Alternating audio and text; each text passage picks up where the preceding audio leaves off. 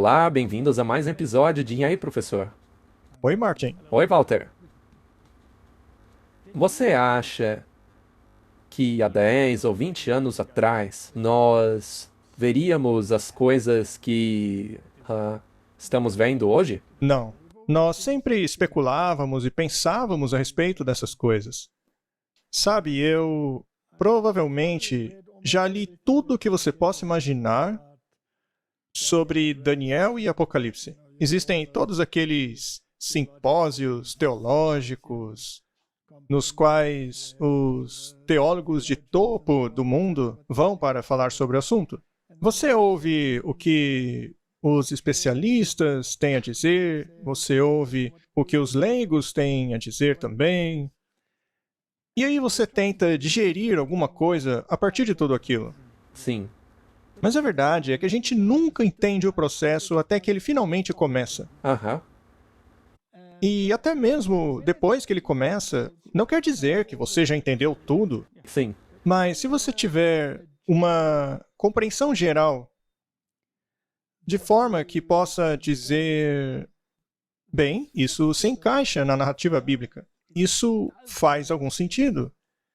Mas, mesmo assim, como eu disse, não é tão fácil compreender ou categorizar os fatos. Mas aí o tempo vai passando e todas aquelas coisas que você disse no passado, todos os fatos que você tentava encaixar, você vê que nada daquilo se perde no fim das contas. Mas você passa a olhá-los com lentes diferentes. Porque a profecia se desenrola continuamente. Exatamente. Sim, Tá. Então, é por isso que é tão importante esta conversa aqui. Nós não tínhamos discorrido ou planejado isso, não. mas Deus sempre traz essas coisas. E após o último episódio, no qual falamos sobre a imagem da besta, como a vemos desenrolar hoje, e aliás, é claro como o sol que está acontecendo. Então nós mencionamos que talvez seja a hora de revisitar algumas profecias da Bíblia, apenas para ver para onde estamos indo e como vai se desenrolar isso. E é por isso que faremos o episódio de hoje. Portanto, nos próximos 2 episódios, falaremos a respeito destas profecias. E você sabe o que costuma se dizer em casamentos? Pegue algo rosa, algo azul, alguma coisa emprestada, alguma coisa nova, alguma coisa do tipo, alguma coisa velha, nova, emprestada, seja lá o que for. Mas você une todas essas coisas para tentar compreender o quebra-cabeça. As peças são as mesmas. É apenas o cenário que tornou-se mais claro. Amém? Então vamos orar e continuar. Não podemos fazer isso sem oração. Querido Pai, estamos diante de Ti, impressionados com as Suas obras, sobre como o Senhor conduz a história de forma que podemos ver tudo isso que está acontecendo encaixa-se à Bíblia. Por favor, ilumina nossas mentes, nos proteja com os Seus anjos e que o Espírito Santo guie essa conversa. Em nome de Jesus, amém. Amém? Hoje falaremos a respeito da mulher que cavalga a besta. Temos uma imagem aqui atrás. A mulher montada sobre a besta, com um subtítulo que diz O Segredo Revelado. É um pouco de presunção de nossa parte, mas vamos ser um pouco presunçosos. Agora, é bem óbvio que essa mulher retrata alguma coisa. Ela é certamente muito rica, considerando as joias em suas mãos. Ela também parece ser vulgar, devassa. E, através de seu rosto, ali no fundo, vemos o Vaticano. Então, ela está naturalmente associada ao Vaticano. Tem uma cruz ali em cima no topo. Portanto, trata-se de um sistema político-religioso. Segredo e mistério. E ela está com seus olhos tapados. Isso porque há um segredo ali, há um mistério. Talvez ela não queira que você olhe na janela da alma dela, Pois é. porque você pode descobrir coisas desagradáveis. Mas vamos dar uma olhada nesta mulher e discutir a respeito de toda a questão que se desenvolve sobre o mistério da iniquidade na Bíblia. Sim, porque o diabo trabalha muito duro para desviar o foco da verdadeira identidade dela. Sim, tem muitas coisas aí fora. Tem uma aqui, outra ali. Um monte de ideias estranhas, não é? Portanto, precisamos tomar cuidado, temos que ser cuidadosos para não construir uma teologia em contrafação. E isso pode acontecer facilmente. Sem dúvida, veja a história de Israel.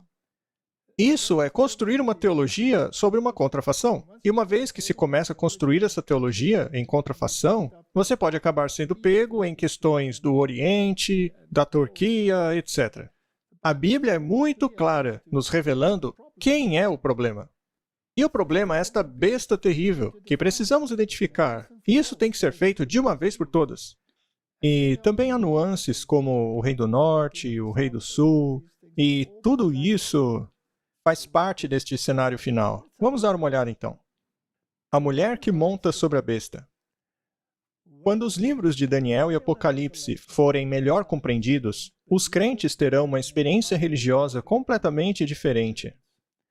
Lhes serão dados vislumbres dos portais abertos do céu, de forma que o coração e a mente serão impressionados com o caráter que todos devem desenvolver para perceberem a bênção que será a recompensa do puro de coração. Existem muitos detalhes nessa declaração aí. É verdade, tem mesmo. Você também não acha? O que ela diz aí é que temos que compreender o livro de Apocalipse, não é? Sim, E isso, por sua vez, terá uma consequência no coração. Será uma nova experiência religiosa. E ela, ao dizer aqui melhor compreendidos, devemos entender então que há uma progressão nessa compreensão. os eventos do livro vão sendo compreendidos. Sim. E se compreendermos esses livros e vermos o mistério da iniquidade e o compararmos ao mistério da divindade, então perceberemos que tipo de caráter devemos desenvolver para ir para o céu, que é muito contrastante com o caráter daqueles que não vão para o céu. Exato. Seremos impressionados com o tipo de caráter que devemos desenvolver. Então, a profecia, apesar de serem fatos se desenrolando, também causam um efeito no coração. Claro, sem dúvida. Elas mudam o coração para melhor. Se você entender, durante o seu estudo de profecias, que você está lidando ali com a palavra do Deus infalível, isso naturalmente vai te dar confiança naquela palavra. É a pura verdade. E eu já ouvi pessoas dizerem que nós não deveríamos utilizar a Bíblia ou os livros de Daniel e Apocalipse a fim de provar a história. Mas é exatamente o oposto. Exata. E por quê? Porque através disso você tem um entendimento melhor de como nós deveríamos estar nos relacionando com Deus para irmos para o céu. Correto? Então, com isso em mente, vamos começar. A besta de Apocalipse 17 e a mulher que a monta. Apocalipse 17, verso 1. E um dos 7 anjos que tinha as 7 taças aproximou-se e me disse: Venha, eu lhe mostrarei o julgamento da grande prostituta que está sentada sobre muitas águas, com quem os reis da terra se prostituíram. Os habitantes da terra se embriagaram com o vinho da sua prostituição. Bem, a descrição da besta não é necessariamente o que vemos aqui nessa imagem, mas é uma besta de 7 cabeças. E foi um dos 7 anjos que tinham as 7 taças que foi até João dizendo: Venha e eu lhe mostrarei algo. Sendo assim, aonde estamos no curso da história? Bem, isso daí deve ser logo antes das pragas começarem a cair. Muito bem, então isso nos leva ao fim dos tempos. Exato. Agora, essa besta naturalmente está muito ocupada. Portanto, trata-se de um período antes do fim do tempo de graça, mas muito próximo do fim, pois o anjo já está com a taça em sua mão para derramar a praga. Ele está prestes a fazê-lo. Então, nós avançamos aí no curso da história. E sabemos que uma mulher, biblicamente falando, representa uma igreja nas Escrituras. E sabemos que essa igreja possui relacionamentos ilícitos com os reis da terra, ou seja, os governantes. E estes cometem fornicação com ela, ou seja, eles praticam apostasias, quando, na verdade, deveriam estar fazendo o que a Bíblia diz. Isso mesmo. Portanto, temos aí uma guerra sobre a palavra de Deus. Sim. E eles estão bêbados com o vinho da fornicação. Vinho, nas Escrituras, geralmente é relacionado à doutrina. Jesus disse que devemos colocar vinho novo em odres novos. Mas isso é uma parábola. Ele não está falando de vinho, mas doutrinas. Ou seja, se queremos entender a verdade, temos que ter um novo coração. Precisamos nascer de novo para compreender esta nova verdade. Mas esse vinho aí da prostituta é enganoso, é uma falsa doutrina. Portanto, nós sabemos que esta mulher é, na verdade, uma igreja que controla sistemas políticos. E todos os reis do mundo estão relacionando-se com ela. Isto é o X da questão, do que diz a esse respeito. Então o anjo me levou em espírito para um deserto. E ali vi uma mulher montada numa besta vermelha. É interessante que essa mulher, neste ponto da história, está no deserto. Isso também revela aonde isso acontece no curso da história. Sim, ela foi tomada de seu assento de autoridade para ser isolada no deserto. Mas ela continua sendo uma mulher perversa. Porém, aí ela está num deserto. E eu vi uma mulher sentada numa besta escarlate. Essa cor escarlate é interessante. Com ela podemos traçar paralelos na Bíblia. Para saber quem é a mulher? Bem, é uma besta escarlate, ou seja, uma besta vermelha, e é cheia de blasfêmias. Em que outra parte do livro de Apocalipse são mencionadas blasfêmias? Lá no capítulo 13. Além disso, também vimos que o chifre pequeno de Daniel 7 também blasfemava. Ou seja, são a mesma coisa, apenas em fases diferentes. Cheia de nomes de blasfêmia, e tinha 7 cabeças e 10 chifres. Muito bem. Então, essa mulher está montada na besta, que tem 7 cabeças e 10 chifres. Temos que compreender as cabeças para encontrarmos os chifres. Sim. Temos que voltar na história para ver de onde vêm as cabeças e de onde vêm os chifres. E para isso, você tem que voltar no livro de Daniel. É como se fosse uma chave. É como se fosse uma chave, e Daniel nos diz onde surgiriam os 10 chifres. Esses chifres surgiriam por ocasião da queda do Império Romano. E dentre esses chifres, ainda surgiria o chifre pequeno. Então, na verdade, são 11 chifres. Mas falaremos sobre isso. E, de acordo com as Escrituras, um chifre também é uma entidade política, ou o rei que representa a entidade política. É a Bíblia que faz essa definição. E a mulher estava vestida de roxo e vermelho, e adornada com ouro e pedras preciosas e pérolas, tendo um cálice de ouro em sua mão, cheio de abominações e imundícias de sua fornicação. Esta dica é muito boa. Não dá para errar tendo essa dica. É uma mulher muito rica. Sim.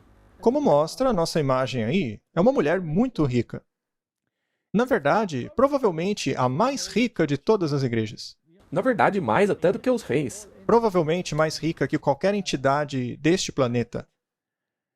Ela tem um cálice dourado em sua mão, cheio das abominações e imundícias de sua fornicação. Há apenas uma igreja no mundo que se autorretrata como uma mulher com um cálice dourado na mão. E essa é a Igreja Católica, o catolicismo romano. E isso é um fato. Temos aqui essa estátua lá no Vaticano, onde uma mulher segura um cálice de ouro.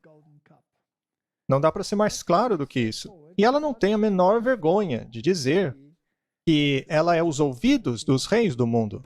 E ela se orgulha desse fato. É muita prepotência. E sobre a sua testa estava escrito um nome: Mistério. Mistério é algo secreto, não é? Sim. É algo que você não quer que ninguém saiba. Isso é algo escondido. Mas a Bíblia chama de a Grande Babilônia. Então temos uma pista aí. É um sistema político-religioso que tem elementos babilônicos nele. E a Babilônia sempre foi a antagonista do povo de Deus. Sim. A adoração da deusa mãe e Deus Filho vem da Babilônia, mas a gente não vai falar sobre isso agora. Ela também se chama a mãe das prostitutas e abominações de toda a terra. Agora, se ela é uma prostituta e alega ser a mãe de todas as outras prostitutas, isso quer dizer que ela é a mãe de todas as outras igrejas que também estejam em apostasia. Suas filhas. A igreja que se relaciona com essa mulher automaticamente se torna uma prostituta, porque é impossível estar em harmonia com Deus se você também está em harmonia com ela. Não dá. Se você a reconhece como a igreja líder nesse mundo, você automaticamente reconhece uma abominação. É isso que diz as Escrituras. Simples assim. É o que diz, isso é um fato. Ok. Nós já fizemos muitos episódios aqui a respeito das abominações que essa igreja ensina. É verdade. Você se lembra daquela sobre a doutrina da serpente? Sim. Quem quiser pode ir atrás daquele episódio. Não dá para repetir todas as doutrinas aqui. Mas é isso que diz a Bíblia.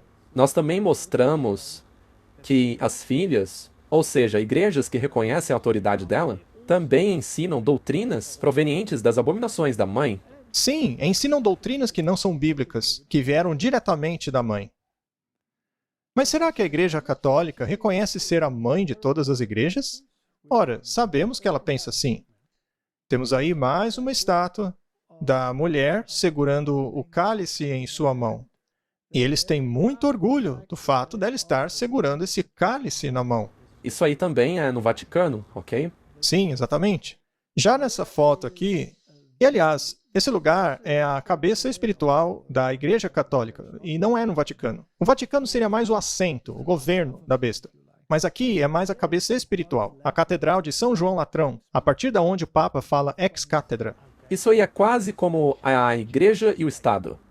Sim. Tem a parte da igreja e depois a parte do trono, por assim dizer. Essa é a igreja de São João Latrão. Naturalmente, fica lá em Roma. E se você entra pelos portões, você verá ali duas placas, ali onde estou indicando com o ponteiro do mouse. Nessas placas, podemos ver a declaração de que ela é esta entidade eclesiástica, Ecclesiarum Mater.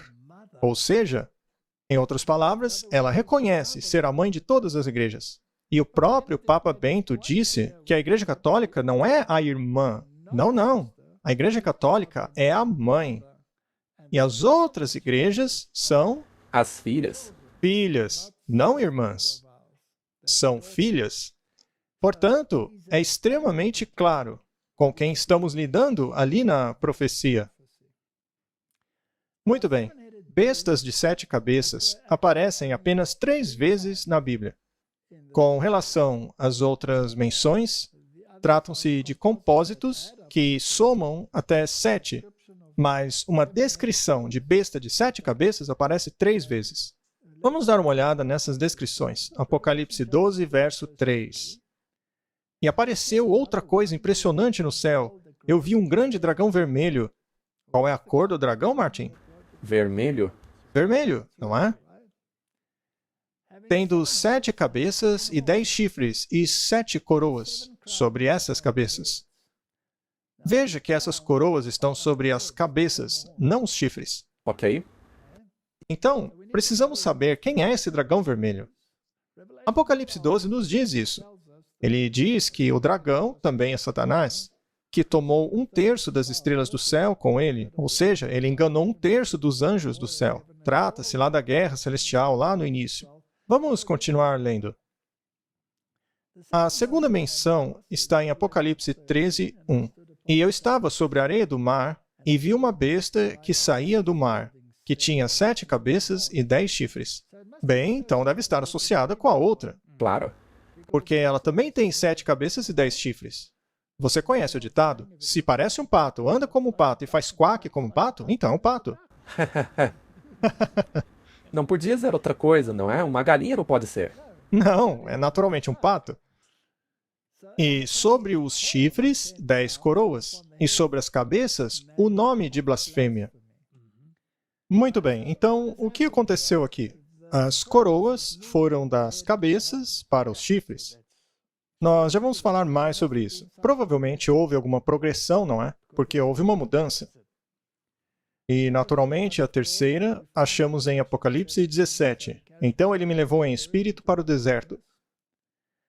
E vi uma mulher sentada sobre uma besta vermelha, assim como o dragão vermelho. E essa besta era cheia de nomes de blasfêmia. E tinha 7 cabeças e 10 chifres. Então veja, mais uma vez temos a blasfêmia aqui, assim como a besta de Apocalipse 13 também tinha blasfêmia. Então é a mesma coisa. Exato. Salmo 74, lemos esse verso aqui. O Senhor quebra as cabeças do Leviatã em pedaços. Perceba que é plural aqui, Martin. Não é apenas uma cabeça. Acho que não é exagero supor que sejam 7, né? O Senhor quebra as cabeças do Leviatã em pedaços e o dá como carne às pessoas que habitam no deserto. Ou seja, Deus vai destruir esse sistema. É isso aí, Martin. Esse sistema vai ser destruído. Mas por hora ele tem permissão para continuar. Então vamos buscar um pouco mais de informação para ver se entendemos essa progressão das bestas. Vamos dar uma olhada em Apocalipse capítulo 12. E apareceu mais uma maravilha no céu, e eis que um dragão vermelho, tendo 7 cabeças e 10 chifres, e 7 coroas sobre as cabeças. Então, cada uma dessas cabeças tem uma coroa. E nós precisamos saber o que são as cabeças. Temos que saber o que são os chifres também. E, finalmente, o que são as coroas. Sim. Bom, eu não acho que a gente tem que ler todo o Apocalipse 12. Já fizemos isso. Sim, já fizemos isso. Estamos nos concentrando em Apocalipse 17 agora. Portanto, vamos apenas mostrar um resumo.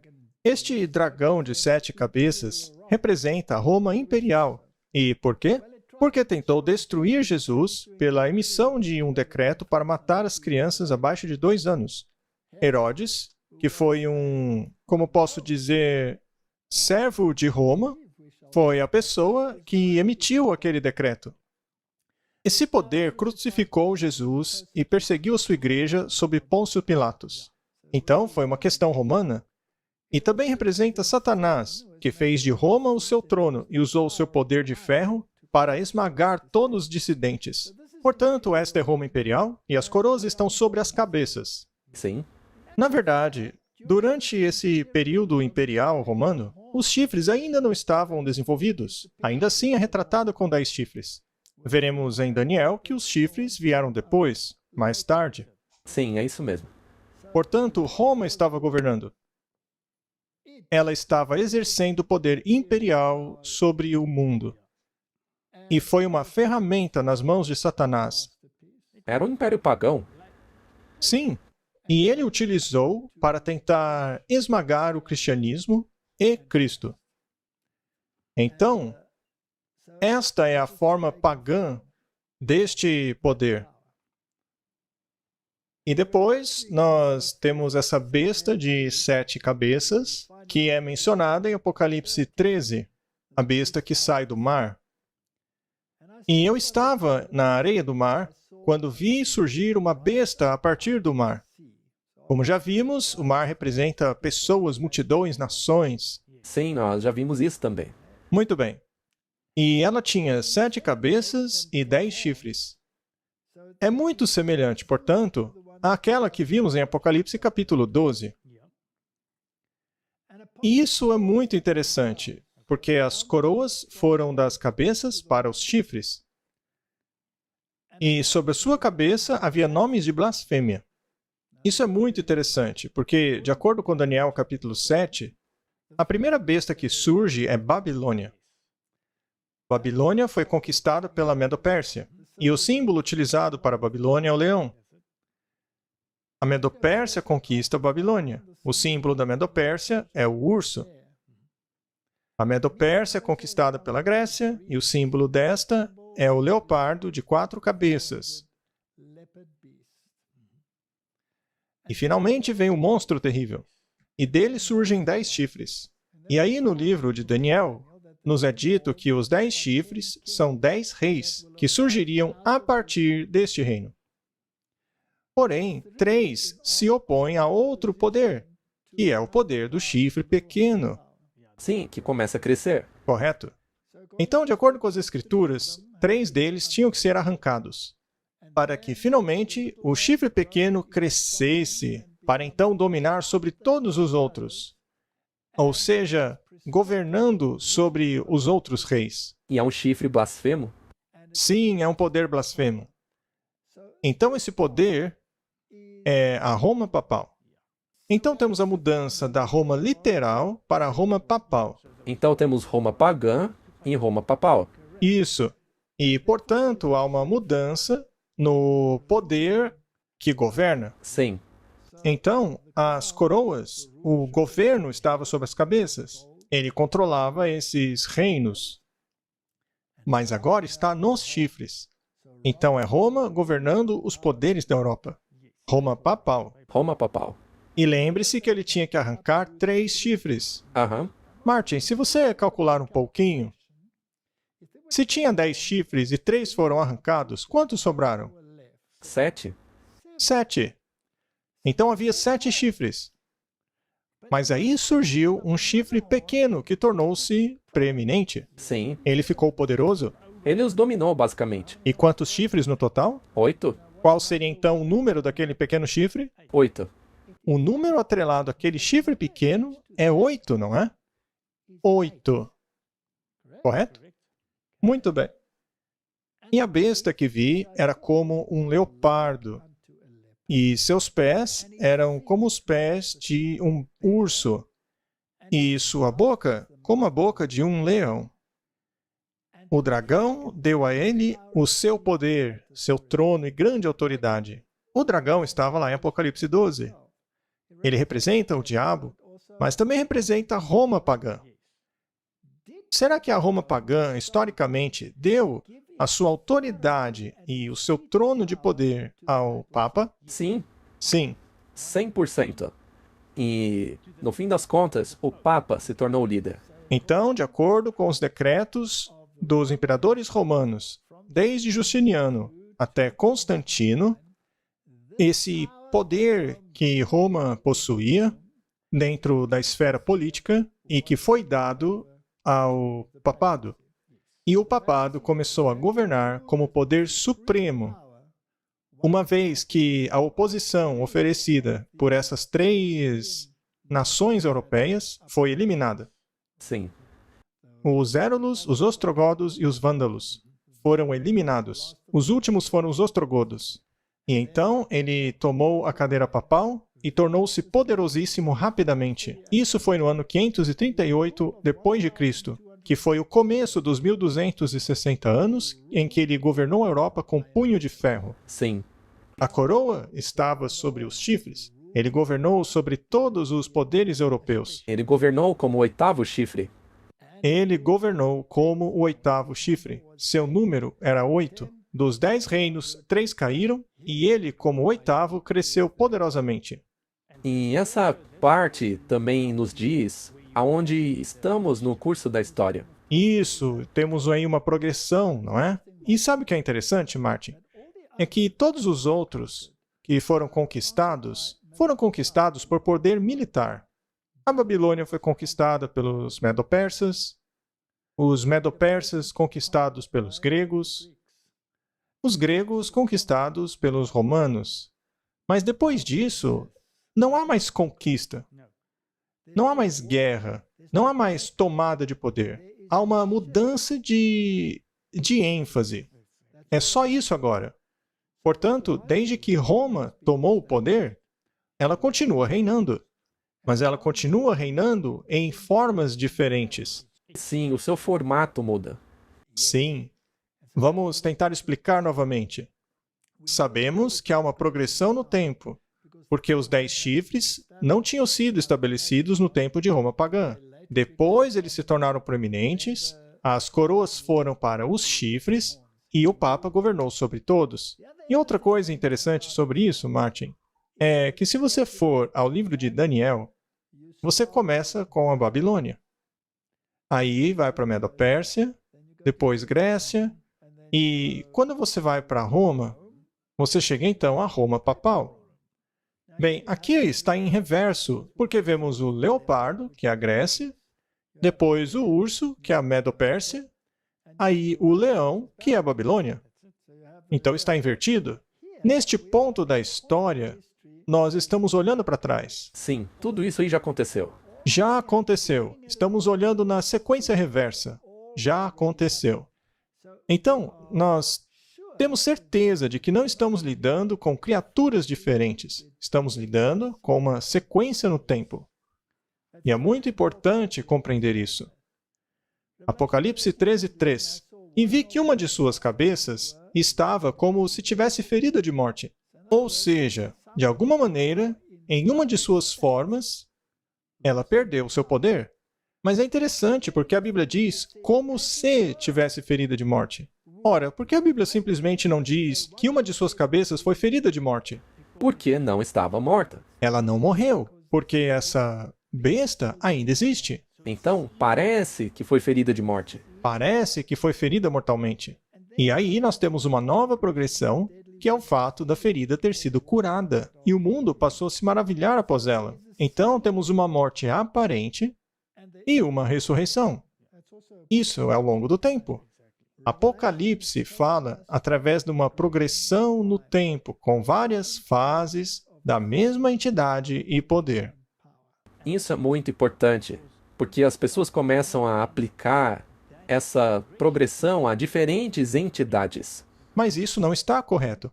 Esse é um ponto muito importante, Martin. Você não pode trazer novas entidades. Você não pode aí, por exemplo, que a China se encaixe aí. Não. Você não pode fazer isso. Você não pode dizer que a Turquia se encaixa aí. Você não pode dizer que os palestinos se encaixam aí. Porque nós estamos lidando com a entidade romana. É para ela que estamos olhando. Então, uma de suas cabeças estava ferida. Recebeu uma ferida mortal. Mas quando foi que isso aconteceu? Historicamente, isso aconteceu em 1798, quando o poder do Papa foi removido, o seu poder político. Porém, a Igreja, por algum tempo, parece ter perdido seu poder. Mas, na verdade, ela não perdeu. Já já falaremos sobre isso. Então, essa ferida seria curada. Ou seja, o poder que ela tinha quando as coroas estavam sobre os chifres será dado de volta a ela. Ou seja, ela mandará novamente nos governantes. E, ao fazer assim, estarão adorando o dragão, que deu poder à besta. E adoraram a besta, dizendo: quem é como a besta? Quem pode fazer guerra contra ela? O que mais podemos aprender disso aí? Eu acredito que se você seguir os ditames desta besta, você estará sendo mais obediente a ela do que ao Deus da Bíblia. Sem dúvida. É isso aí. E a outra pergunta é: quem é capaz de fazer guerra contra ela? Essa besta deve ser muito poderosa. Na verdade, essa pergunta é uma declaração, que quer dizer que ninguém pode fazer guerra contra ela. Ninguém, ele tem todo sob controle. Agora, isso é interessante, porque essa entidade não tem poder militar, exceto pela pequena guarda suíça. E, certamente, ela não oferece ameaça a nenhuma nação. Não. Portanto, de onde vem o poder da besta e como ela o exerce? E é muito óbvio que ela tem poder, porque ela diz: você não pode me tocar, no contrário, eu te destruo. Não é? Ninguém pode fazer guerra contra ela. Também aprendemos outra coisa, que na progressão do tempo, eles pegaram certas nuances e aprimoraram seu poder. Se você pega, por exemplo, Daniel capítulo 2, essa progressão é retratada lá por meio de metais. Sim. Me refiro à estátua, você vai do ouro, depois prata, bronze e ferro. Agora, o valor do metal vai caindo, mas a força vai aumentando. E isso é importante. A prata é menos valiosa que o ouro, o bronze menos que a prata, e o ferro menos que o bronze, mas a força do metal vai aumentando. Isso é muito interessante se você segue esse padrão. Agora, essa besta tem os atributos do leopardo. Nós já discutimos isso muitas vezes antes. Sabemos que o leopardo representa a Grécia, de acordo com o livro de Daniel. E ele define assim: você não precisa adivinhar isso. Então, a filosofia deste poder é uma filosofia grega. Também já falamos sobre isso. A questão da lei natural, de que tudo se baseia na filosofia grega. Até mesmo a questão das origens Sim. vem de Aristóteles. Já o urso é a Medo-Pérsia, o sistema de governo mitraíta, de adoração ao sol, isso é Medo-Persa. E o leão é a maneira como a besta fala, ou seja, é doutrina babilônica. É uma religião baseada em obras. É dela que vem a adoração da deusa mãe e Deus filho.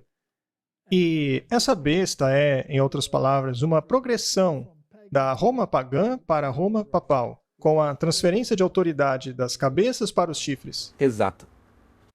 Vamos continuar então. Existe uma declaração interessante tirada do livro Fermentos do Oriente Médio, que diz assim: hoje, tão incrível como possa parecer, muitos pregadores protestantes estão ensinando que as interpretações inspiradas por Deus das profecias, que foram tão energicamente apresentadas pelos reformadores e que foram o baluarte do movimento protestante, são erradas. Ora, veja só, hein? E que, portanto, a mentirosa exegese das Escrituras dos reformadores foi o grande esteio da fundação da grande reforma enviada por Deus. Ou seja, a reforma foi uma grande besteira. De acordo com esses pregadores aí, não é? Sim, porque hoje em dia eles se assentam em concílios ecumênicos. Eles acham que esse poder que a Bíblia descreve como a prostituta de Apocalipse é um poder cristão, quando na verdade é um poder pagão se mascarando de poder cristão. E os reformadores disseram que as bestas de Apocalipse 13 apontam para o Papa. Eles diziam que o poder do chifre pequeno de Daniel também apontava para o Papa. E a interpretação deles é muito sólida. Mas hoje ninguém mais acredita. Eles acreditam no preterismo ou futurismo? A maioria é futurismo, que o anticristo ainda vai vir no futuro.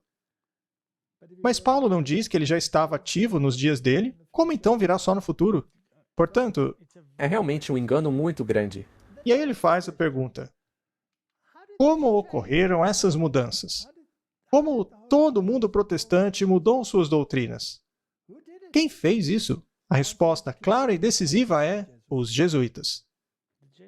Tudo gira em torno disso, Martin. Os jesuítas. Então, os jesuítas têm trabalhado arduamente por baixo dos panos para minar os princípios protestantes, as doutrinas bíblicas, a justificação pela fé e cada aspecto da expiação. E quem está por trás? Os jesuítas. Esta é a organização mais perversa que já existiu na face da Terra. E eles fazem juramento ao papado. Eles matam, incriminam, fazem qualquer coisa para cumprir o objetivo do papado. Mas o que essa mulher aí está escondendo? O que é que ela não quer ver? Vamos ver se há uma progressão nisso aí também. Então, temos a mulher com o cálice na mão. É a Igreja Católica Romana. Não há dúvida sobre isso. Ela mesma se retrata assim. E no verso 6 diz: e vi a mulher embriagada com o sangue dos santos e com o sangue dos mártires de Jesus. E quando eu a vi, me maravilhei com grande admiração. Milhões de milhões, centenas de milhões foram mortos.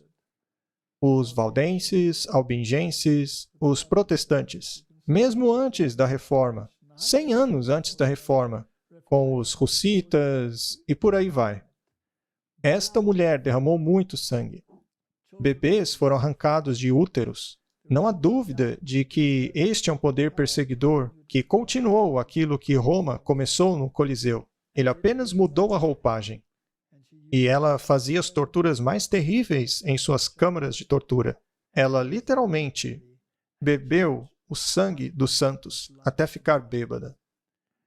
E quando eu a vi, me maravilhei com grande admiração. Como pode ser isso? Como isto pode acontecer? Porque a maneira pela qual ela se retrata parece tão boa. Parece boa. E o anjo me disse, por que você se maravilha? Eu te explicarei o mistério da mulher. Então veja, tem um mistério aí. Assim como a da besta que a carrega, que tem 7 cabeças e 10 chifres. A besta que você viu já foi. Ou seja, apontou de volta para o tempo. Apontou de volta para Apocalipse capítulo 13. E se você quiser ir ainda mais adiante, aponta para Apocalipse capítulo 12. Então a besta era, mas não é. Então, neste ponto, quando a profecia aconteceu, quando o anjo estava prestes a derramar a taça, historicamente falando, ela está num estado de não ser. Mas então surgirá do abismo profundo e irá até a perdição. E aqueles que habitam na terra se maravilharão. Aqueles cujos nomes não foram escritos no livro da vida da fundação do mundo, quando contemplarem a besta que era, que não é, mas que ainda assim é. É uma charada isso aí, não é? Com certeza. É uma bela charada. Vamos decifrar isso aí. Essa besta já foi um poder político. O interessante é que essa besta não tem coroas. Não. Não há coroas na besta de Apocalipse 17. Em Apocalipse 12 estava nas cabeças. No capítulo 13 estava nos chifres. E agora já não tem mais coroas. Porque ela não está governando. Vamos colocar de uma maneira diferente, Martin. Parece que ela não está reinando. Exato, isso é parte do mistério. Mas naturalmente ela está governando, porque ela monta a besta. Quem controla as nações quando se cavalga a besta? A pessoa que está montada nela. Exatamente. Aqui está ela governando. Agora, quantas cabeças ela tem? 7? 7? A mulher tem uma cabeça? Sim. Então é 8. Então, se você acrescentar a cabeça dela, Dá 8? qual é o número do chifre pequeno? 8. É óbvio, não é? Porque havia 10, 3 foram arrancados, sobraram 7. Ela então tem proeminência e torna-se o 8º. Essa mulher é a 8ª cabeça. Não seria o mesmo poder que o chifre pequeno? O mesmo poder. Muito bem. Este é um enigma muito interessante. E, você sabe, a humanidade tem tentado desvendar isso por muitas vezes. Há muitas exegeses sobre o tema de quem são as cabeças. Uns dizem que começa no Egito, depois a Síria. Mas nesse caso, por que você acrescenta uns e deixa outros de fora? Então é complicado. Vamos ficar apenas com o que as Escrituras dizem. Sim. Deixa a Bíblia falar. Sabe, Martin, eu gosto de ler.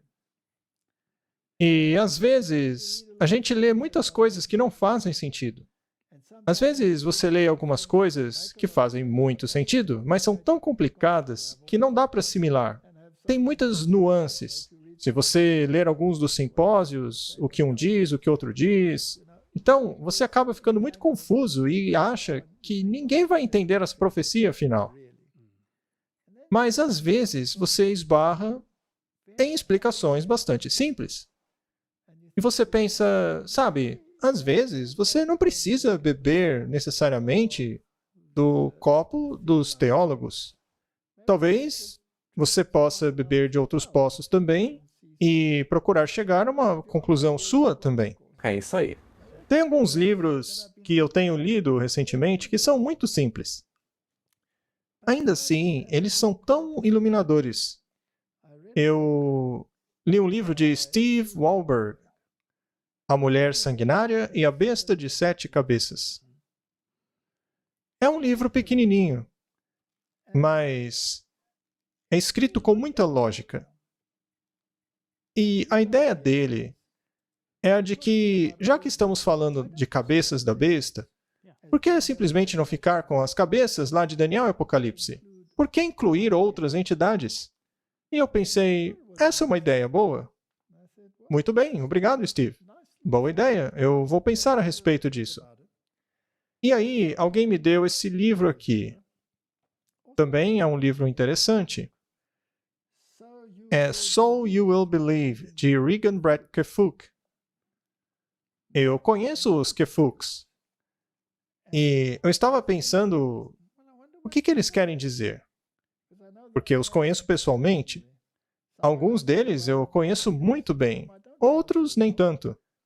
Mas eu pensei comigo mesmo, bem, eu vou ler esse livro aqui. E que grata surpresa, viu? Porque há muitas gemas aqui. Então, esses livrinhos eu posso recomendar a vocês. É bom para expandir o conhecimento. Eles são livros muito bons, bem simples, sobre um assunto que muitas vezes é complicado. E os livros não desviam para nada que seja perigoso. Eles apenas descrevem as coisas de uma maneira fácil de entender. E ainda há um outro livro. Eu já o li há muitos anos atrás já. E ele é bastante completo. Se chama O Rei do Norte em Jerusalém, por Louis F. Ware. Algumas pessoas decidiram jogar o Sr. Louis F. Ware para fora da janela, porque ele pensa um pouco diferente. Mas se você seguir a lógica dele, daquilo que ele está falando, é muito profunda. Eu só estou dizendo que, por causa de simplicidade, às vezes é bom você ler alguma coisa que vá direto ao ponto, sabe? Sem enrolação. E eu acho que há certo mérito naquilo que eles dizem. Muito bem, vamos dar uma olhada nessa besta e seus atributos. Por que você se maravilha? Eu vou te contar o mistério da mulher e da besta que a carrega, que tem 7 cabeças e 10 chifres. E a besta que você viu era, ou seja, que uma referência à época que ela tinha poder, e não é. E este é o período que estamos falando. Isso é o tempo de hoje, porque hoje essa besta não tem o poder, ou pelo menos não parece ter o poder. Exatamente, porque ela recebeu, em 1798, a ferida mortal. Então esse período é após 1798. Obviamente, hoje vivemos num período da história de 1798 até os dias de hoje. Então, estamos no período em que ela não é. Mas ela se erguerá do abismo profundo. Muito bem. Que filosofia saiu do abismo profundo? Porque é de lá que ela vem. E para onde ela vai? Bem, ele diz que vai à perdição. Então essa besta será destruída. E quem segue essa besta? Aqueles que habitam na terra e se maravilharão com ela. São aqueles que se maravilham após a besta. Como está em Apocalipse 13. E a palavra maravilhar-se quer dizer que você recebe a mentalidade dela. Você passa a pensar como ela. Você é enganado por ela. Porque aqueles que se maravilham após ela, em outras palavras, que aceitam o vinho dela, não têm seus nomes escritos no livro da vida. Isso já deixa bem claro quais pessoas são essas. É isso aí. Então é melhor a gente prestar atenção. E eles contemplaram a besta que era e que não é, ou seja, o dia em que vivemos agora, mas que é. Como ela pode não ser se ela é? Ela deve ser por baixo dos panos, não é? Vamos dar uma olhada nisso. É realmente fascinante. E aqui está a mente que tem sabedoria. Daniel diz que nenhum dos perversos vai entender isso, mas que os sábios entenderão. E os sábios têm os seus nomes no livro da vida, não como os outros. Agora, o que torna você sábio? A sua inteligência? Não. Com certeza não. A nossa sabedoria vem de acreditar na palavra de Deus. Lembre-se quando você disse que é dali que vem toda a santidade, em concordar com a palavra de Deus. Mas se você crê na palavra de Deus e não a faz, você é um hipócrita. Então, aqui está a mente que tem sabedoria. As 7 cabeças são 7 montanhas. Bem, essa é uma descrição bem clara, não é? Sim, com certeza. Não há muito que se discutir. Quando a Bíblia, em Daniel, diz que existem 10 chifres, e que esses 10 chifres são 10 reis que surgiriam, ou 10 reinos, A Bíblia dá as duas definições, então é isso que eles são. E aqui temos 7 montanhas. A Bíblia dá a descrição literal. Muito bem, então há 7 montanhas, que são montanhas literais. Por acaso Roma não foi construída Sim, sobre 7 colinas? Sim. Mas uma montanha, na Bíblia, também significa um reino. Portanto, ela foi construída sobre 7 reinos exclusivos. portanto, se considerarmos a interpretação histórica contínua, isso daí seguirá uma sequência. E então ele nos diz aonde nos encontramos no curso da história. E existem 7 reis. Lembre-se de que um reino também é um rei.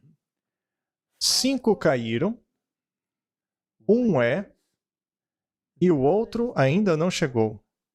Mas quando chegar, vai continuar por pouco tempo. Muito bem, 5 caíram, e temos que saber que 5 são esses que caíram, e um é. Qual é que é? É o que não é, porque é o que ele descreveu como sendo que é. Então, é o que não é. E o outro ainda não chegou, então tem um que ainda vai chegar. E quando ele chegar, ele vai continuar por pouco tempo. Felizmente, por apenas um pouco tempo. Nós não teremos que aturá-lo por muito tempo. Mas então tem esse verso interessante. E a besta que era e que não é, ele mesmo é o 8º. E ele é dos 7 e vai à perdição. Muito bem, ele é o 8º. Uma vez que os 3 chifres foram arrancados, o chifre pequeno acabou tornando-se o quê? O 8º? E se essa mulher se assenta em uma besta com 7 cabeças, a cabeça dela seria a 8ª. Muito bem, então 8 é um número interessante, não é? Certo, se usarmos apenas a besta como retratada em Daniel e Apocalipse, ou seja, a gente corta todas as outras possibilidades com as várias exegeses que existem por aí, sem contar Egito, sem contar Síria, sem contar nenhuma delas. Apenas o que Daniel e Apocalipse nos deu. China, Rússia. Deixar tudo isso de fora. Apenas o que Daniel e Apocalipse nos mostram. Então, as 5 que caíram, neste ponto aqui, seria a Babilônia, a Medo-Pérsia, a Grécia e Roma. Roma pagã e também Roma papal. Isso porque ela está no estado da ferida mortal. Isso, atualmente. Então, essas são as 5 que caíram. Uma é. E esta deve ser o papado ferido, porque não há coroas nas suas cabeças ou chifres. Mas lembre-se, apenas parece que foi uma ferida mortal. Então, ela está governando por trás da cortina. Sim, ela está governando, mas você não sabe. Sim, as pessoas não sabem que é ela que está governando. E não é para as pessoas saberem mesmo. Ela não quer ser percebida. Sim, O que o olho não vê, o coração não sente. Não seria muito conveniente que as pessoas achassem que o anticristo não existe mais e que não tem poder nenhum? Aí ele não seria mais um problema. Neste caso, nós estaríamos errados. sim, o anticristo ainda teria que vir. Ou talvez ele já está no passado, aí também não precisamos nos preocupar com ele. Mas se ele será destruído pelo brilho da vinda de Jesus, como ele pode estar no passado? Pois é. Talvez ele esteja vindo no futuro, então. E se for apenas o futuro, por que a Bíblia diz que ele é? Isso é um problema, não é? Muito bem, então se ela está montada na besta, quer dizer que a besta existe. A besta é o poder político, não é? Um existe. Deve ser o papado ferido, que pareceu ter uma ferida mortal e estava governando através de um proxy. A ferida mortal foi feita em 1798 pela França. A França também é introduzida na forma de uma deusa ateia de governo secular durante a Revolução Francesa. E atacou as 2 testemunhas de Deus, o Antigo e o Novo Testamento. Tudo isso está em Apocalipse capítulo 11. E nós não vamos fazer uma exegese sobre esse capítulo agora. Não temos tempo. Precisamos nos concentrar nesta mulher. Ainda assim, vamos ler Apocalipse capítulo 11, verso 7. E quando eles, as 2 testemunhas, terminaram o seu testemunho, a besta que surgia do abismo profundo fará guerra contra eles, e os vencerá e os matará. Então, primeiramente, essa besta, esse poder, que não é descrito como nada, como, por exemplo, uma besta de 7 cabeças ou coisa assim, é apenas chamada de besta. E é uma entidade política. E essa entidade política vem da profundeza do abismo. Agora, essa mulher de Apocalipse 17 não estava associada ao abismo? Exatamente. Qual é a filosofia, então, nesse estado do não é? Neste período da ferida? Deve ser o secularismo? Deve ser aquilo que saiu da Revolução Francesa, não é? Sendo assim, quem governou após 1798? Bem, Apocalipse 13 nos diz que foi uma besta que saiu da terra. E essa besta tem duas fases. Assim como Roma teve uma fase pagã e uma fase papal. Essa besta tem duas fases. Na primeira, ela é como cordeiro e depois fala como dragão. Não há conquista aqui, apenas uma mudança. Uma não é conquistada pela outra, é apenas uma mudança de forma. Isso, e não tem coroas, pois está no período do não é, mas ainda está governando. Ainda governa. A mulher ainda monta na besta, você gosta ou não, mesmo nesse período do não é. E vi outra besta surgir da terra, que tinha 2 chifres como um cordeiro e falava como um dragão. Nós sabemos como fala o dragão. Ele persegue, ele faz leis Contra Deus. contra o povo de Deus e ele os mata. Então, essa besta, como o cordeiro, falará como o dragão, assim como Roma falava. E essa besta exerce todo o poder da primeira besta diante dela. Quem trabalha para a primeira besta? Os Estados Unidos da América. Essa besta. Porque ele está fazendo exatamente o que essa besta, que não é, supostamente, quer que ela faça. Mas, Martin, é uma besta como cordeiro. É um país protestante. Você está dizendo que essa mulher está usando esse poder como procurador para governar a favor dela, para que as pessoas não vejam que, na verdade, é ela quem governa? É exatamente o que a Bíblia nos diz. Muito bem. E o que essa besta faz quando fala como dragão? Ela faz que a terra e os que moram nela adorem a primeira besta, ou seja, honrá-la e obedecê-la. É isso aí. Mas ela tem que forçar. E como se força alguém? Pela lei. Continuando. De quem a ferida mortal foi curada. Então vemos uma progressão. Até que essa ferida mortal seja curada, esta besta trabalhará em favor da outra besta. É isso aí. E você começará a vê-la falando como dragão conforme ela se aproxima da cura. Veremos a transição do período do cordeiro para o período do dragão. Mas se ela trabalha em favor da outra, o espírito do dragão deve estar escondido lá esse tempo todo? Sim, desde o início. Muito bem. Mas como? Como você governa sem ser visto? Cortina de fumaça? Cortina de fumaça, muito bem. Sociedades secretas e confederações. Conforme nos aproximamos do fim dos tempos, haverá uma demonstração cada vez maior de poder pagão.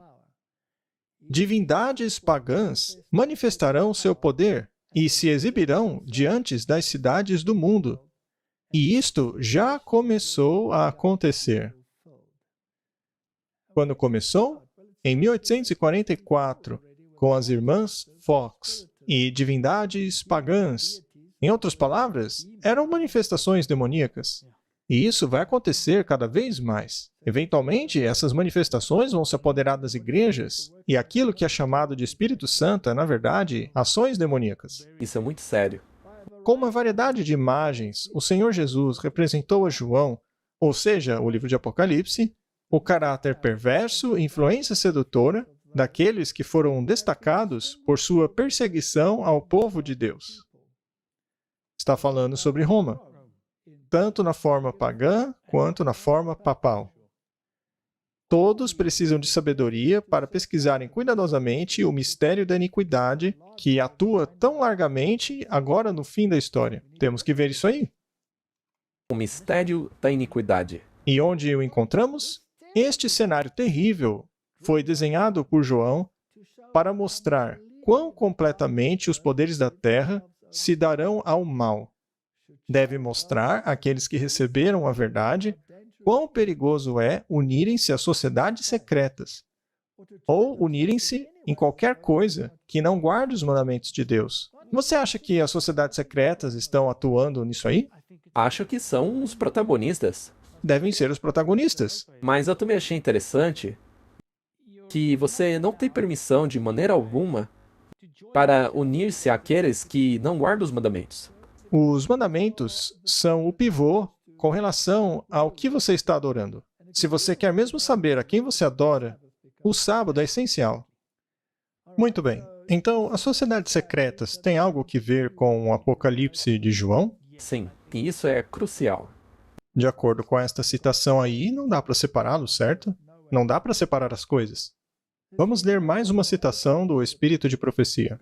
A apresentação de Deus sobre as detestáveis obras dos habitantes, dos poderes governantes desse mundo, que ligam-se a sociedades secretas e confederações que não honram a lei de Deus, deveria capacitar as pessoas que têm a luz da verdade a ficarem longe desses males. Então, Martin, se você tem a luz da verdade, você deveria considerar que os reis do mundo se uniram às sociedades secretas? Com certeza. E se você teve a chance de ver o que são essas sociedades secretas, você não manteria distância? Sim. Do contrário, você está perdido? Sim, porque aí você fará parte do que será destruído. Muito bem. E quem está envolvido nisso? Todos aqueles que não honram a lei de Deus. Então, deveríamos manter distância desses males. E cada vez mais, todos os falsos religiosos do mundo manifestarão as suas más obras. Pois existem dois partidos: aqueles que guardam os mandamentos de Deus e aqueles que guerreiam contra a santa lei de Deus. Apenas dois. Se é assim, por que há tanta confusão em trazer todas essas entidades do exterior? E quem está envolvido especialmente nisso? Os falsos religiosos? Isso. As religiões não estão ligadas às sociedades secretas? Todas. Os grandes nomes dessas religiões não são maçons? Eles mesmos não são? Não há cavaleiros de Malta entre eles? Cavaleiros de Colombo? Todos eles. Ou estão nas instituições católicas, ou acham que estão nas protestantes. Mas as instituições protestantes, na verdade, são conduzidas por outras instituições sem que eles saibam. À plena vista. Muito bem, vamos voltar para essa história. De onde vem a besta? Vem do abismo profundo, o que aconteceu durante a Revolução Francesa. Quando o secularismo e todas essas coisas se opuseram diretamente aos mandamentos. Daniel, capítulo 11, verso 40 diz: "E no tempo do fim, o rei do sul se voltará contra ele." Então, o rei do sul o atacaria. Atacaria a quem?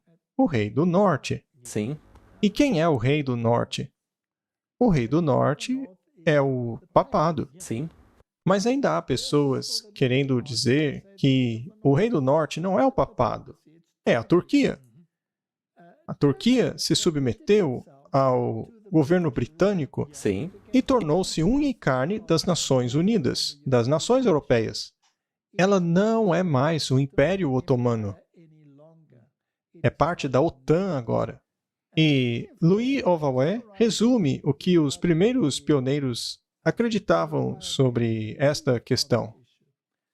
Alguns não acreditavam nele, mas você não pode desacreditar aquilo que as escrituras ensinam, que era o que os pioneiros ensinavam. Então, se você menciona algo de um pioneiro, você não pode descreditá-lo. Você tem que consultar o que ele disse. Ele aqui está falando sobre Tiago White. E nós sabemos que Urias Smith se agarrava à ideia de que o Reino Norte era a Turquia. Mas, condenando essa visão de que a Turquia era o poder referido ali em Daniel 11, 40 a 45, Tiago White escreveu um editorial na Review and Herald de 29 de novembro de 1877. Ele disse assim: "Vamos dar uma rápida olhada na linha profética 4 vezes apresentada no livro de Daniel.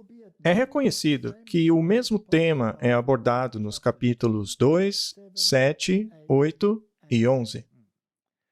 com exceção de que a Babilônia é deixada de fora dos capítulos 8 e 11.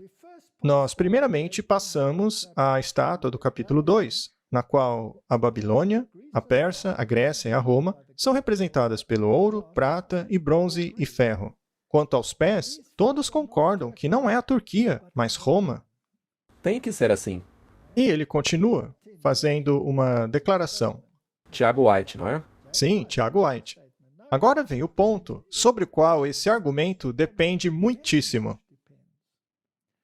Será que o capítulo 11 da profecia de Daniel aborda a mesma temática coberta pelos capítulos 2, 7 e 8? Se for o caso, então o último poder mencionado no capítulo é Roma. Se você mostra continuamente a sequência daqueles reinos exibida naqueles capítulos, não dá para mudar tudo de repente. E ele continua a dizer que se as pernas de ferro e os pés de ferro e barro, no segundo capítulo, representam Roma, e que se os 10 chifres da besta, que não tem descrição, e o chifre pequeno do 7º capítulo representam Roma, e se o chifre pequeno, que prosperou grandemente no 8º capítulo, representa Roma, logo, o rei do norte também representa Roma. Estas são profecias paralelas, meus irmãos, que chegam até o evento da vinda do nosso Senhor. Bem, se foi isso o que Tiago White escreveu, e eu acredito que ele foi bem lógico aqui, então, vamos nos agarrar ao que Apocalipse nos diz, ao invés de ficarmos pulando para a Turquia, para a China, para a Rússia, para o Irã, ou seja lá o que for. A Bíblia está se atendo aos poderes da Europa.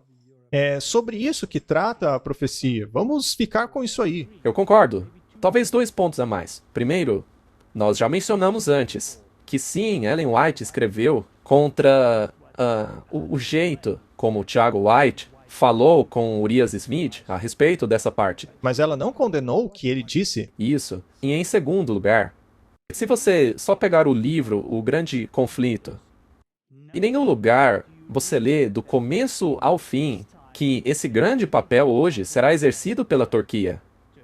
Não. O grande ator do tempo do fim será o papado. Não vamos nos confundir com falsas interpretações que estão entrando em nosso meio.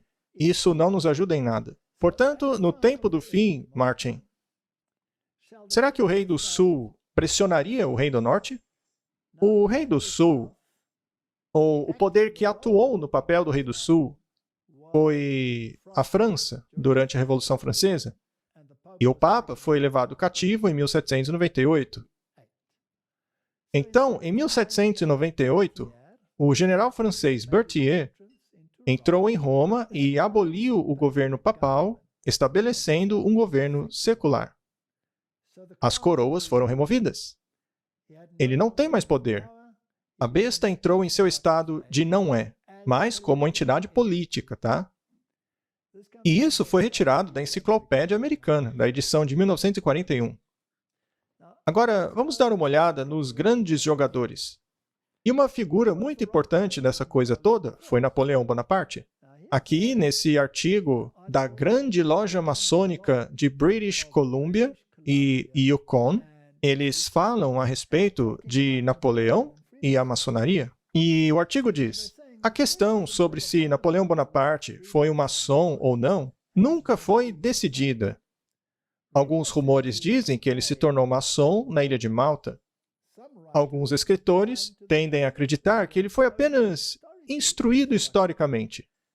A única coisa certa é que ele aprovava essa instituição e astutamente a tornou subserviente de seus próprios propósitos. E ali do lado tem uma nota muito interessante. Napoleão e a Revolução Francesa. A evidência em favor de uma iniciação maçônica anterior à ascensão de Napoleão ao título imperial é muito forte.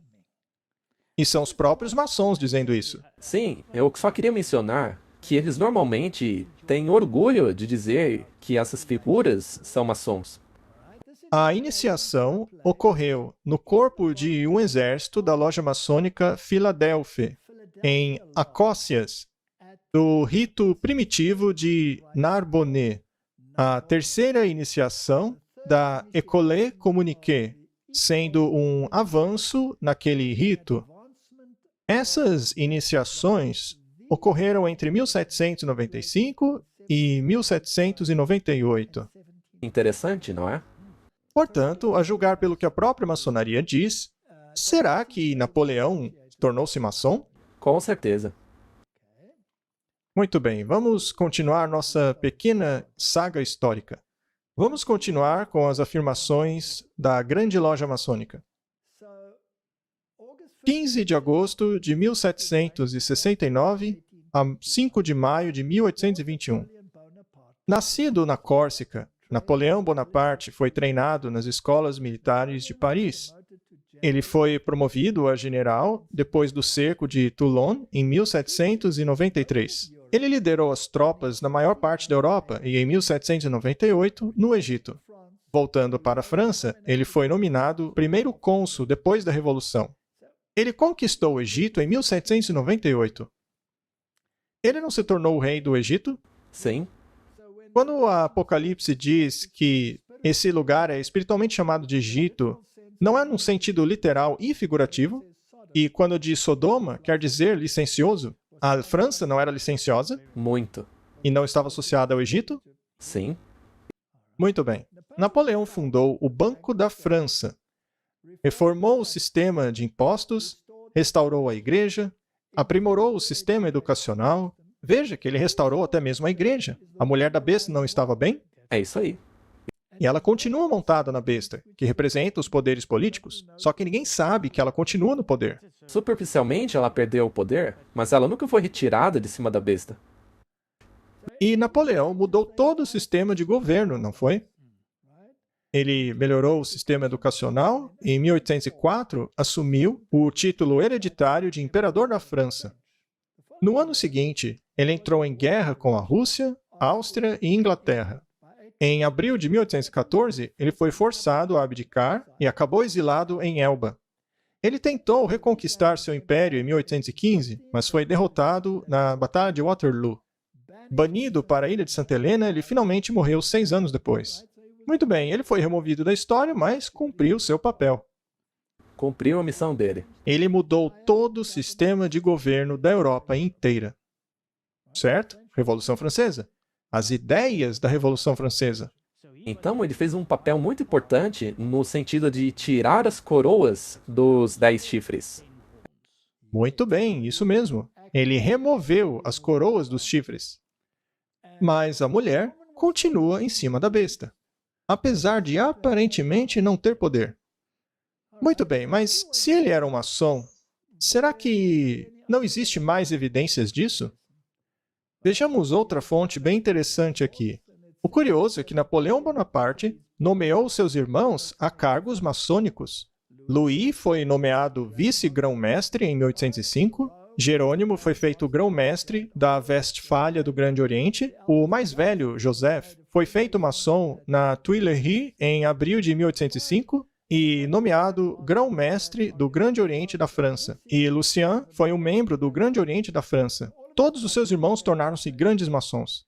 Será que o próprio Napoleão não era maçom? Ora, se Napoleão conseguiu colocá-los nesses altos cargos, é porque ele mesmo fazia parte. É claro que ele fazia parte. E tem mais um negocinho interessante aqui. Isso foi tirado da Sociedade Napoleônica Internacional. Napoleão foi o primeiro líder da Europa a conceder liberdade, igualdade e fraternidade a todas as religiões. Então, quando este poder, Roma, governou, quando as coroas estavam nos chifres, qual religião tinha preeminência? Bem, o suposto cristianismo. Papal. Cristianismo papal. Mas em 1798, houve tantas guerras que o protestantismo acabou tendo lugar de destaque. E pareceu assim que o poder papal já era. Sim. E em muitos lugares, parecia que o Papa não tinha mais poder nenhum. Ele já era irrelevante. Mas como retomar esse poder? Bem, e se ele continuasse a governar a partir do abismo profundo? Exato. Por meio da filosofia do abismo profundo, sem que ninguém soubesse. É uma estratégia brilhante. E com a liberdade religiosa e igualdade entre todas as religiões, a mulher nunca seria banida. E foi exatamente o que aconteceu. A melhor maneira de fazer uma religião voltar à preeminência é pregar a igualdade religiosa para que aquela religião que foi excluída possa ser resgatada e aceita de novo. Muito bem. Liberdade, igualdade, fraternidade para todos. Neste desenho daquele período, Napoleão está concedendo liberdade aos judeus. É isso que podemos ver aqui na imagem. O tio de Napoleão, o cardeal Fesch, também acabou se envolvendo. Ele disse a Napoleão: então o senhor deseja que esse fim de mundo aceite as suas leis, para que os judeus tenham a mesma igualdade que os católicos. Ora, mas você não sabe que as Santas Escrituras dizem que o fim do mundo ocorrerá justamente quando os judeus forem reconhecidos como uma nação? Isso é verdade ou mentira, Martin? Esta é uma falsa interpretação do que diz a Bíblia. Isso porque nós fomos de Israel literal para Israel espiritual. E o reino de Deus está sendo estabelecido. E se você está em Cristo, você é semente de Abraão. Mas de onde veio essa filosofia deles aí? Veio dos jesuítas. Eles que inventaram essa interpretação aí. E se o mundo inteiro passasse a acreditar nisso? Neste caso, o mundo se esforçaria para recriar o Estado judeu. E todos os olhos se focariam em Jerusalém. E então? Então talvez você acreditasse que a Turquia, o rei do norte, fosse enganado assim. Sim, porque este precisa destruir aquele. E quem jogou o anzol para as pessoas acreditarem nisso? O papado. A mulher que monta a besta, ela jogou o anzol. E aí você ainda joga a ideia de que o anticristo estará nesse estado. E nesse caso o Papa? Não seria mais o anticristo. Então temos aí uma filosofia jesuítica sendo conduzida por Napoleão. Muito bem, vamos resumir. Para a religião, Napoleão colocou um fim à ruptura, restaurando a Igreja Católica à França, por meio da Concordata de 1801. Ele assegurou a liberdade de religião e igualdade aos sectos protestantes. Agora não são mais inimigos. Todo mundo é amiguinho agora, pois todos têm o seu lugar debaixo do sol. E ele declarou a França o lar dos judeus. Depois que isso tornou-se óbvio, ele não pôde estabelecer o seu lar nacional na Palestina. O Código de Napoleão estabelecia a igualdade diante da lei, enfatizava a santidade da família. Isso não soa como filosofia moderna, Martin? E garantia os ganhos legais da Revolução. O Código de Procedimento Civil garantia o uso difundido da mediação nas cortes e leis, e as cortes foram secularizadas. Isso aí não é a norma de hoje? Não é esse o estado de não é do governo? Certamente. Muito bem. Quem está montando na besta? Ainda é Roma. Ainda é a mulher. As opiniões religiosas de Napoleão foram o auge da filosofia moderna. Ele era completamente dado à tolerância. Em todo lugar que Napoleão ia, ele conduzia a tolerância pela mão. Em todo lugar que ele encontrava várias religiões, ele acabava com a predominância que uma tinha sobre a outra. Fé, Napoleão dizia, está além do alcance da lei. É a possessão mais pessoal de um homem, e ninguém tem o direito de exigir prestação de contas dela. Soa muito bem. Sim. Parece um cordeiro falando. Essa tolerância está tolerando a opinião de todos, ou a religião de todos. Mas e se essa tolerância durar apenas até que a besta tenha conseguido o seu propósito? Me parece ser o caso, já que ela vai surgir de novo. O problema é que, apesar de soar muito lindo, pode acabar sendo usado para o propósito errado também. Ok?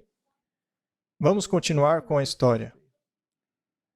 Temos aqui um incidente incrível que não é conhecido por muitos. Quando as tropas francesas entraram na Palestina, sitiando a cidade de Acre, Napoleão já tinha preparado a proclamação, tornando a Palestina um Estado judeu independente. Você sabia disso? Não. Ele foi impedido de concluir seu projeto por causa da intervenção dos britânicos. Essa proclamação foi impressa na data de 20 de abril de 1799, logo depois da ferida mortal, Martin. Mas a sua tentativa mal-sucedida de capturar Acre impediu que isso acontecesse. Os judeus tiveram que esperar mais 150 anos antes de seu estado ser proclamado. No entanto, essa proclamação deu seu fruto. Ela foi o precursor do sionismo. aumentando a conscientização da causa do Estado judeu. Isso é um engano ou é algo bíblico? É um engano. Engano de quem? Ora, dos jesuítas? Dos jesuítas. A ideia expressada por Napoleão encontrou admiração de muitos que enxergaram nas tentativas napoleônicas o cumprimento da profecia bíblica. Essas pessoas foram os jesuítas que queriam desviar o estigma de anticristo do Papa, porque o futurismo e o preterismo saiu das penas dos jesuítas, Sim, para desviar o foco do Papa. que prevê a restauração dos judeus à sua terra. A ideia atraiu muitos adeptos, especialmente na Inglaterra. E também em 1798, nesse ponto, os jesuítas estavam banidos da maior parte dos lugares. Sim, e tudo isso foi retirado de napoleonseries.org. Continuando. 118 anos depois, os britânicos decretaram a Declaração Balfour, que pedia por uma terra natal judaica, e finalmente, 31 anos depois, em 1948, Israel seria reconhecida como Estado soberano por voto popular na Assembleia Geral das Nações Unidas. Talvez pode ser dito que o anúncio prematuro de Napoleão naquela primeira Páscoa de 1799 exerceu um importante papel na criação do Estado de Israel. Em 16 de agosto de 1800, Napoleão declarou: "Se eu governasse uma nação de judeus, eu restabeleceria o Templo de Salomão." Martin, você tem aí uma ideologia jesuíta colocada dentro da mentalidade protestante, Sim, na intenção de remover completamente a reforma protestante. sim, e para desviar a mira, para tirar o foco do Papa lá em Roma. E hoje as pessoas ficam aí olhando para Israel e Turquia, ao invés de olhar para Roma, para ver o que o Papa está fazendo. É um absurdo. O foco dos cristãos deveria estar na besta do mar e na besta da terra. Deveriam enxergar que essa mulher está manipulando a besta da terra. Vamos continuar com um pouco mais da nossa investigação. Então, nós temos um sistema totalmente falso de religião, que hoje substituiu o protestantismo. E isso aconteceu por meio de um brilhante plano dos jesuítas. E como eles o fizeram? Bem, temos que descobrir. Temos que descobrir. Vamos fazer isso em um outro programa? Porque acho que as pessoas já têm bastante coisa para digerir. Vamos fazer num outro programa. Vamos orar. Querido Pai, que história fantástica! E está tudo ali no livro de Apocalipse e no livro de Daniel. Que presente maravilhoso! Ajuda-nos a fazer aquilo que é certo, em nome de Jesus. Amém. Amém.